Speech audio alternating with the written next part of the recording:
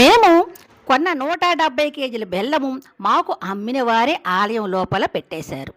ఇంక మేము దర్శనంకి వెళ్తూ ముందుగా అభయ ఆంజనేయ స్వామి దర్శనం చేసిన తర్వాత బెల్లం గణపతి దర్శనం చేసుకోవడానికి వెళ్తున్నాము. ఆలయం అందంగా ఉంది, బాగా డెవలప్ చేస్తున్నారు ఇప్పుడిప్పుడే. ఈయన లీలలు చాలా అద్భుతం కనుకని ఇంతమంది కూడా ప్రతి ఒక్కరు వాళ్ళకి కలిగిన కేజీలు బెల్లం అక్కడ వదిలేసి తన బట్టి వాళ్ళు వెళ్ళిపోతుంటారు. కోరిన కోరికలు తీరుస్తుంది కాబట్టి ఈయనకి ఇంత ప్రాచుర్యము, ఇంతగా అభివృద్ధి చెందారు. అంటే ఈయన ఉండే ప్రదేశము, ఈయన అక్కడ ఎందుకు వెలిశారు, ఆ పేరు ఎందుకు వచ్చిందో నేను తర్వాత వీడియోలో పెడతాను, ఆదరించండి.